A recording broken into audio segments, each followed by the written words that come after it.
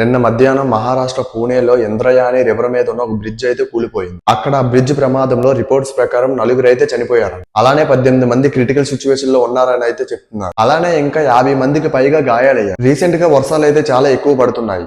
ఈ విషయం మనందరికీ తెలిసిందే. అలా ఎక్కువగా వర్షాలు పడడం వల్లే అక్కడ కింద ఉన్న ఇంద్రయాని రివర్ లో ఫ్లోటింగ్ అయితే చాలా ఎక్కువైంది. దాని వల్ల నిన్న బ్రిడ్జ్ కూలిపోయి ఆ వాటర్ లో చాలా మంది పడిపోయి కొట్టుకుని వెళ్ళిపోయారు. అలానే అఫీషియల్ రికార్డ్స్ ప్రకారం రెస్క్యూ ఆపరేషన్ దాదాపు 15 గంటల పాటు జరిగిందని. అలానే ఆపరేషన్ లో 55 మందిని కాపాడారు. అలానే చనిపోయిన వాళ్ళలో 3 కూడా ఐడెంటిఫై అయితే చేశారు. అయితే అసలు విషయం ఏమిటంటే అసలు ఆ బ్రిడ్జ్ ఎందుకు కూలిపోయింది?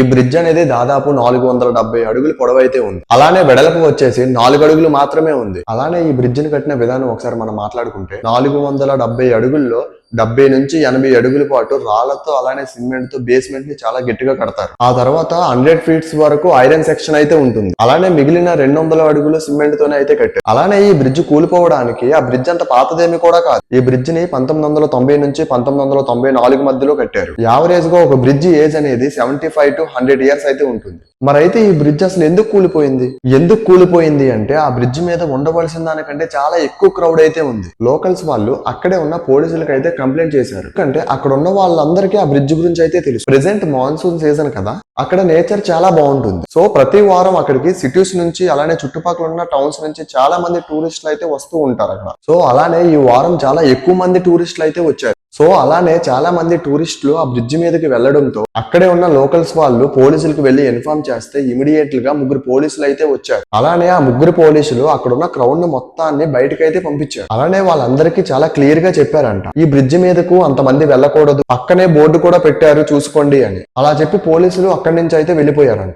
అలా పోలీసులు వెళ్లిపోయిన కొంత సమయానికి మళ్ళీ ప్రజలందరూ ఆ బ్రిడ్జ్ మీదకైతే ఎక్కడో మొదలు పెట్టారు. అలానే అఫీషియల్ రికార్డ్స్ ప్రకారం ఈ ఇన్సిడెంట్ జరిగిన సమయంలో బ్రిడ్జ్ మీద దాదాపు 100 మంది అయితే ఉన్నారంట. అలానే అందులో చాలా మంది వాళ్ళ బైక్స్ ని కూడా ఆ బ్రిడ్జ్ మీదకైతే తీసుకువెళ్లారంట. ఆ బ్రిడ్జ్ కూలిపోయినప్పుడు అక్కడ ఉన్న ఒక విట్నెస్ ప్రకారం ఈ బ్రిడ్జ్ కూలిపోవడానికి 5 నిమిషాలకు ముందు ఆ బ్రిడ్జ్ అయితే ఊగుతుందంట. అయినా సరే ప్రజలు కదలలేని సిచ్యువేషన్ లో అయితే ఉన్నారు. ఎందుకంటే ఆ బ్రిడ్జి నార్మల్ కెపాసిటీ అంటే అది ప్రాపర్ కండిషన్ లో ఉన్నప్పుడు కంటే దాని మీద చాలా ఎక్కువ క్రౌడ్ అయితే ఉన్నారంట. అలానే ఈ బ్రిడ్జెస్ అసలు ఎందుకు కూలిపోతున్నాయి, అసలు ఈ బ్రిడ్జెస్ కూలిపోవడానికి మెయిన్ ప్రాబ్లం ఏంటో ఒకసారి మన మాటల్లో మనం చూద్దాం. మన దేశంలో బ్రిడ్జెస్ అయితే కడుతున్నారు కానీ దానిని ప్రాపర్ గా మెయింటైన్ చేయడం అయితే అస్సలు రావట్లేదు. అందుకే ఇలాంటి యాక్సిడెంట్స్ మన దేశంలో చాలా ఎక్కువ అవుతున్నాయి అని అయితే నాకైతే అనిపిస్తుంది. నార్మల్ గా ఒక ఎగ్జాంపుల్ చూస్తే మనం అయితే ఒక ఇల్లు కట్టుకుంటాం, దాన్ని ఎప్పటికప్పుడు మనం సరి చేసుకుంటేనే కదా అది మనకు ఉండడానికి పనికొస్తుంది.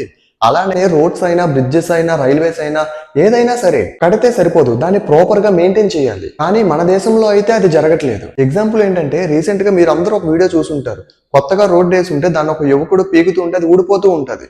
అలాంటిదన్నమాట. ఆ రోడ్ అయితే వేసారు, బట్ దానికి ప్రాపర్ గా మెయింటైన్ అయితే లేదు. దానికి ప్రాపర్ గా మెయింటైన్ చేయకపోవడానికి కూడా కొన్ని రీజన్స్ అయితే ఉన్నాయి. అందులో మొదటిది వచ్చేసి కరప్షన్ అండ్ కార్నర్ కటింగ్. అలానే దీని గురించి మీరు చాలా మందికి అయితే తెలుసు. కాంట్రాక్ట్ ఇవ్వడం నుంచి వాడే మెటీరియల్ వరకు ప్రతిదీ అవినీతి. 2022లో జరిగిన మార్వే బ్రిడ్జ్ ఇన్సిడెంట్ లో కూడా కాంట్రాక్ట్ ని టెండర్ లేకుండా ఏమీ ఎక్స్పీరియన్స్ లేని ఒక కంపెనీకి అయితే ఇచ్చారు. అలానే అదేమైనా అవినీతి జరగకుండా జరిగిందా అంటే ఎవడో నమ్మరు. అంతెందుకు మీరేమైనా నమ్ముతారా చెప్పండి. అలానే హైవేస్ కన్స్ట్రక్షన్ విషయం చూసుకుంటే మెజారిటీ ఇన్సిడెంట్స్ అన్ని ఫౌండేషన్ లో థిక్నెస్ తగ్గించినవే. అలా థిక్నెస్ తగ్గించి వాళ్ళ ఖర్చులు అయితే తగ్గించుకుంటున్నారు. అలానే ఇప్పుడు నిన్న జరిగిన ఇన్సిడెంట్ చూసుకుంటే చనిపోయిన ఫ్యామిలీస్ కి 5 లక్షలు అయితే ఇచ్చారంట. అలానే 4 ఫ్యామిలీస్ కి కలిపి 20 లక్షలు అయితే అయ్యింది. అయితే ఆ బ్రిడ్జ్ కట్టేటప్పుడు ఇంకొక 10 లక్షలు ఎక్స్ట్రా ఇచ్చుంటే బ్రిడ్జిని ఇంకా మంచిగా గట్టిగా అయితే కట్టుండేవారేమో కదా. ఇలాంటి ఇన్సిడెంట్స్ ఏవి జరగకుండా వాళ్ళైతే ప్రాణాలతో అయితే బ్రతుకుండేవారు కదా. ఇప్పటికైనా ఇండియాలో ఇలాంటి ఇన్సిడెంట్స్ జరగకుండా ప్రాపర్ గా క్వాలిటీ చెక్ చేసి కట్టాలని నేనైతే మనస్ఫూర్తిగా కోరుతున్నాను. అలానే ఈ వీడియోని ఎంతవరకు చూసారంటే మీకు నచ్చింది అనుకుంటున్నా. మీకు నచ్చితే లైక్ చేసి అలాగే సబ్స్క్రైబ్ చేసుకోండి. Thank you so much.